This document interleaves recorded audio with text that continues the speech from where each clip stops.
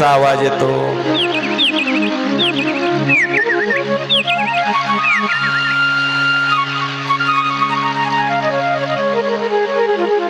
पक्षाचा चिवचिवाट येतोय. काम्मिक्य नावाच्या वनामध्ये सुंदर वातावरण, चारी बाजूने वेल वेली, झाडी, फळं लागलेली, बहर आलेला, पक्षाचा चिवचिवाट. अर्जुनाला तहान लागली. तहान लागल्यानंतर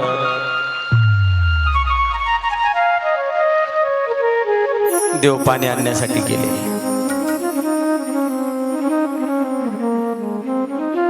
आणि अर्जुन त्या तलावाच्या सरोवराच्या ठिकाणी बसला. अर्जुन म्हणतो, किती सुंदर वातावरण आहे, किती सुंदर वातावरण आहे, किती सुंदर बाग आहे, बगीचा आहे, किती सुंदर फुलं आहे, वेली आहे लागलेली, किती पाण्याचा खळखळाट आहे, पक्ष्याचा चिवचिवाट आहे, पक्ष्याचे थवेचे तवे उडत आहे. काय तो प्रसन्न वातावरण, आभाळही ढग आलेले आहे. एवढ्या मंगलमय वातावरणामध्ये अर्जुनवाला आपण एकटेच आलो. जर सुभद्रा येत असती तर,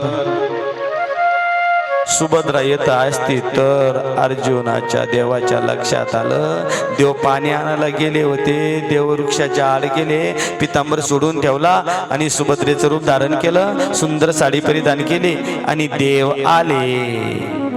आल्यानंतर लगेच अर्जुन दादाच्या पाठीमागून उभे राहिले. अर्जुनाने पाठीमागे पाहिलं. सुभद्रे, जी पती देवा. सुभद्रे तू, जी पती देवा मी. सुभद्रे तू, मी पती देवा. सुभद्रे तू, हो अर्जुना पती देवा. सुभद्रे तू, हो मीच. सुभद्रे, तुला मी स्वप्नात पाहतो की जागृतीत? स्वतःच्या अंगाला चिमटे घेऊन पाहतोय मी, स्वतः जागृतीत पाहतो की स्वप्नामध्ये? सुभद्रे तू, हो मीच. सुभद्रे, अगं नुकतं एका मिनिटापूर्वी तुझं स्मरण, आठवण झाली की या काम्मिक्य नावाच्या वनामध्ये जर सुभद्रा असती तर हितगुजाच्या गोष्टी केल्या असत्या. सुभद्रे, तुला कसं काय कळालं? चेष्टा करता का पती देवा? मी बहीण कोणाची पहिल्यांदा ते सांगा बरं. अर्जुनाने सांगितले, श्रीकृष्णाची. कसं बरोबर सांगितलं तुम्ही? अरे मला माहित नाही का तो श्रीकृष्णाची बहीण आहे? अर्जुन दादा म्हणतात, मला सांगा बरं, मी बहीण कोणाची? म्हणे श्रीकृष्णाची. मग मी श्रीकृष्णाची बहीण आहे. ऐका ना, माझा भाऊ कृष्ण आहे. माझ्या भावाला कोणाच्या मनातलं कळतं? ते म्हणजे सगळ्या जगाच्या मनातलं कळतं. माझा भाऊ सगळ्या जगाचं काम करतो, सगळ्या जगाच्या मनातलं कळतं. माझ्या भावाला खरं आहे ना? पतिदेव हो म्हटले, खरं आहे.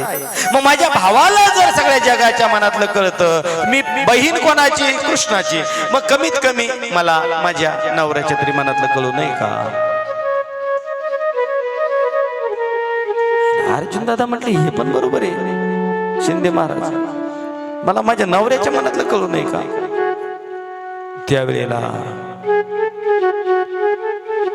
अर्जुनाने म्हटलं, सुभद्रे तुझंच बरोबर आहे, तुला कळालं माझ्या मनातलं. हितगुजाच्या गोष्टी झाल्या. सुंदर असं सरोवर आहे, पक्ष्याचा चिवचिवाट आहे, थवे उडत आहे वरून.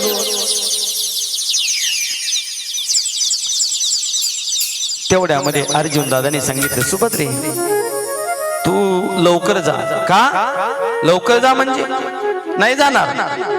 असं नको करू, देव पाणी आणायला गेलेला आहे, तुझा भाऊ कृष्ण, लवकर जा.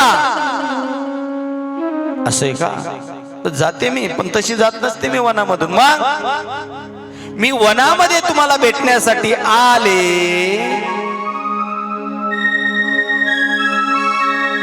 इथली मला हिंद्यानी द्या, निशाणी द्या, ओळख द्या.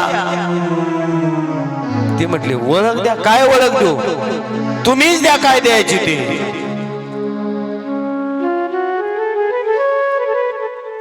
अर्जुनाने आपल्या बोटातली अंगठी काढली आणि सुभद्रेच्या बोटात घातली. तेव्हापासून वातावरण सुरू झालं, एंगेजमेंट. आता त्या अंगठी झालं, ती रिंग आली. आता रिंग. सुभद्रा गेली. सुभद्रा थोडी पुढे गेली, वृक्षाच्या झाडाच्या आड गेली, साडी सोडून ठेवली, पितांबर नेसला, पाण्याची जारी घेतली आणि आले. अर्जुना, अरे किती लांब आहे प्यायचं पाणी. देव म्हणतात अर्जुना तहान लागली अशा. अर्जुन म्हणतो कशाची तहान. अर्जुनाच्या चेहऱ्यावरती स्मित हास्य. देव म्हणतात अर्जुना लयच आनंद दिसतो रे आज. कसं काय तुझा चेहरा असा गुलाबाच्या फुलासारखा फुललाय. नाही देवा. अरे मग तू तहान लागली म्हणला, तुझ्या चेहऱ्यावरती काही नाही. काही नाही देवा. पाणी वगैरे पिलं. देव आणि अर्जुन दादा घरी गेले. राजमंदिरामध्ये गेल्यानंतर अर्जुनाला आपल्या राजमंदिराच्या दरवाजाजवळ गेले, गेट जवळ गेले. सुभद्रा आली. प्रणाम पती देवा, प्रणाम. सुभद्रे. जी पती देवा. सुभद्रे तू त्या दिवसासारखी दिसा ना ग. म्हटली कुठल्या दिवसासारखी. तू नाही का 10 दिवसापूर्वी मला भेटली होतीस. कुठं. काम्यके नावाच्या वनामध्ये. कसलं काम्यके वन. नाही का आपण मंद मंद पाऊस पडत होता सरोवरावरती. आपण हितगुजाच्या गोष्टी केल्या. मी नाही का तुझ्या हातामध्ये अंगठी दिली हिंद्याने वरक खून म्हणून 10 दिवसापूर्वी काम्यके नावाच्या वनामध्ये सरोवराच्या काठावरती हितगुजाच्या गोष्टी केल्या. खरी सुभद्रा म्हणती वाटुळ झालं म्हणे आता काही खरं नाही. पती देवा काय बोलता तुम्ही. कसली अंगठी. कोणालाही सुभद्रा म्हणून अंगठ्या देता काय तुम्ही. ही सुभद्रा ते काही ऐकेना ना. अर्जुन काय ऐकेना. अर्जुन उठला. सुभद्रे मी काम्यके वनामध्ये अंगठी दिली, ती अंगठी दे. ती म्हणले कसली अंगठी. कोणालाही सुभद्रा म्हणता का. कोणालाही अंगठी देतं का. वाटुळ झालं म्हणले माझं काही खरं नाही आता. अर्जुन दादाला राग आला. राग आल्यानंतर अर्जुन दादा दड दड. आता क्षत्रिय दड दड दड दड दड पुढे गेला. अर्जुन दादानी मारलं नाही अजून. पुढे गेले अर्जुन दादा. दड दड दड दड दड दड दड दड दड दड. रामेश्वर महाराज समोर गेले सुभद्रेच्या जवळ. क्रोध अनावर झाला. सुभद्रे काम्यके नावाच्या वनामध्ये मी तुला दिलेली अंगठी दे. अर्जुन दादा समोर गेले. मारलं नाही. अर्जुन दादा काय मारत होते काय. तुम्ही लगेच त्याला दणका ठेवून मारला. सुभद्रे काय बोलता पती देवा. तेवढ्यामध्ये हा बाबा आला. चतुरा तो शिरोमणी गुण लावण्याच्या खाणी मुकुटा सकळा मणी धन्य तुझे विठोबा. आमचा देव गेला तिथं. का रे का भांडता. सुभद्रे का भांड. बघा ना दादा. दादा बघा ना. काम्यके नावाच्या वनामध्ये गेले. स्वतःच्या बोटाची अंगठी कोणाला तरी सुभद्रा म्हणून दिली. एवढं तर यांचं डोकं आहे.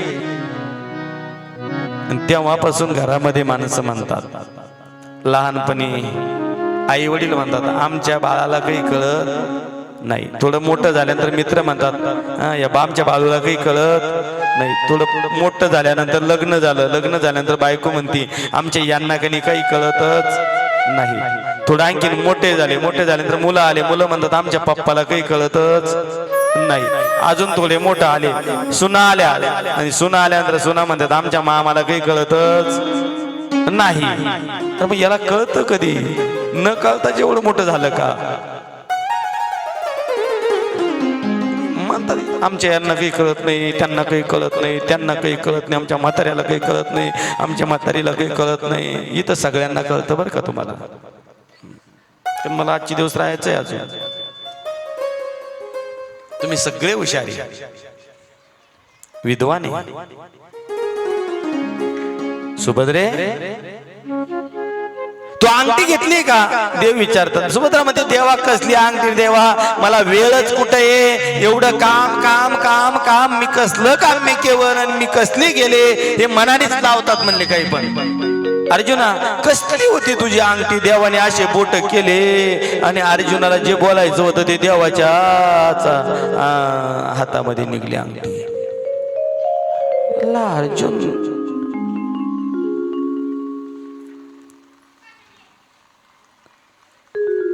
कॅमेऱ्याकडे तोंड करतो तसं बघायला लागले संगत कीर्तनाची, तसं बघू लागले. अर्जुन म्हणतो देवा मला जे म्हणायचं ते तुझ्या बोटात कसं रे देवा? सुभद्रा तू दिली का?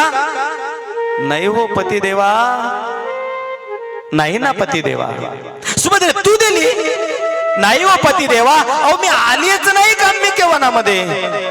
कसली अंगठी? मी आलेच नाही तिथे. देव म्हणतो तुझी अंगठी देवा तुमच्या बोटात ती माझीच अंगठी आहे. तुमच्या बोटात कशी आली देवा? कृष्णा कशी आली तुमच्या बोटात? देवाने सांगितलं कशी आली ऐक ना. अरे अर्जुना माझा भक्त आहेस तू आणि तू भक्त आहेस. भक्ताची इच्छा पूर्ण करण्याचं कार्य माझ्याकडे आहेस अर्जुना. अर्जुना काम्यके वनामध्ये तुला तहान लावणारा मीच होतो तो. काम्यके नावाच्या वनामध्ये पाण्याला जाणारा मीच होतो तो. काम्यके वनामध्ये तुला सुभद्रेचं स्मरण झालं आणि तिकून आड जाऊन मी पितांबर सोडला आणि साडी नेसून आलो. तोही मीच होतो. अर्जुना तुझ्या सगळ्या ईद उजाच्या गोष्टी गेल्या ना, तुझी बायको सुद्धा मीच होतो रे, मीच होतो. अर्जुनाने खाली मान घातली. देवा एका भक्तासाठी तुम्ही काय काय करत नसाल देवा. यथा मां प्रपद्यन्ते तंस्तते भजाम्यहं. जशी भक्ती तशी प्राप्ती.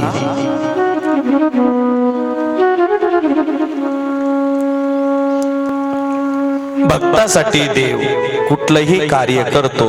तसा देवकी मातेने सांगितलं कृष्णा बाळा लहान हो. अरे घोडबा कुठं मुलगा असतो का? लहान हो. देव लहान झाले.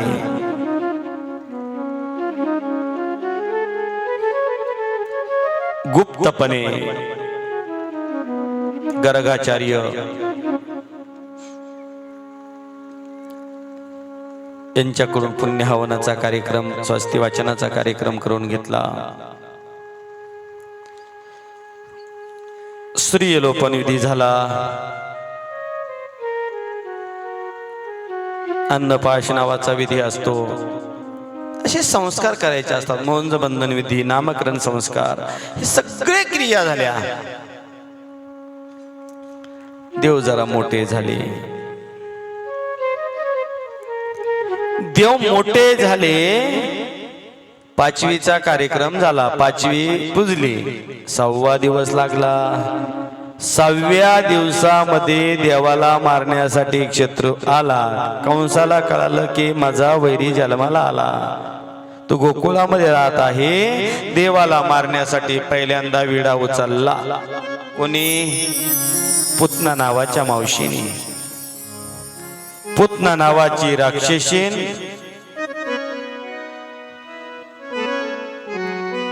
विष भरून आली. यशोदेचा दरवाजा ठोकवला. यशोदे, यशोदे, अगं यशोदे, दार उघड. कोण ग तू? अगं मी तुझी बहीण आहे. ती म्हटली मला बहीण नाही. अगं तुझी मावस बहीण आहे. माझ्या आईला सुद्धा बहीण नव्हती. अगं मी तुला कळतं का? पाहुणे आले, घरात बोलवायचं. घरात गेली. यशोदा मैयाला वाटलं की खात्या पित्या घरची दिसते, जरा चांगली दष्टपुष्ट आहे, वस्त्र अलंकार आहे, चांगली श्रीमंत दिसते, असू द्या. अगं तुला मुलगा झाला मला कळवायचं तर.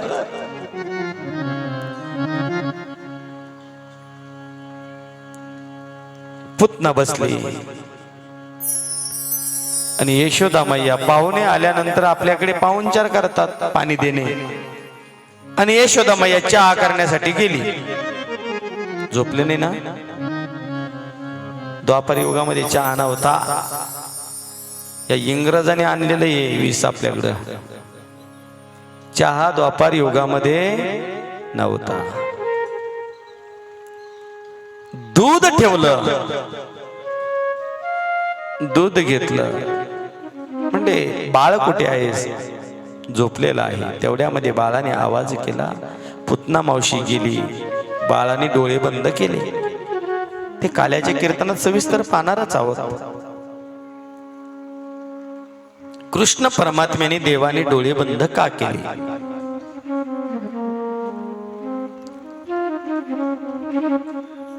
गर्ग संहितेमध्ये आणि गाथा नवनीत्यमध्ये त्याचं सविस्तर चिंतन आपल्याला पाहायला भेटतं. कृष्ण परमात्म्याने देवाने डोळे का लावले? देवाने डोळे याच्यासाठी लावले की तू माझी मावशी म्हणून आली, तुला मारायचंय, तू माझी मावशी म्हणून आली, तू मागच्या जन्मात कोण होती म्हणून देवाने डोळे लावले. आता तुला मी मारणार आहे, तुला मारल्यानंतर तुला मी मुक्ती कोणती द्यावी? 4 मुक्ती आहे, ऐका. सलोकता, समीपता, स्वरूपता आणि साविज्यता. तुला कोणती मुक्ती मी देऊ? ती मुक्ती मी शोधतोय, त्याच्यासाठी मी डोळे बंद केले.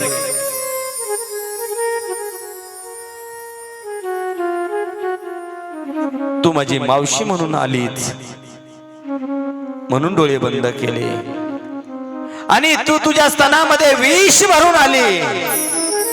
मी आता या जन्मामध्ये दही आणि दूध खाणार आहे. महादेवाचं स्मरण केलं आणि महादेवाचं स्मरण केल्यानंतर महादेवाला सांगितलं की मी ठरवलेलं आहे, या जन्मामध्ये मी दही दूध तूप लोणी हेच खाणार. विष भक्षण तुम्ही करून घ्या. महादेवाचं स्मरण केलं, महादेवाने विष पिऊन टाकलं. पुतना मावशी म्हणून आली, बाळाला दूध पाजू लागली. विष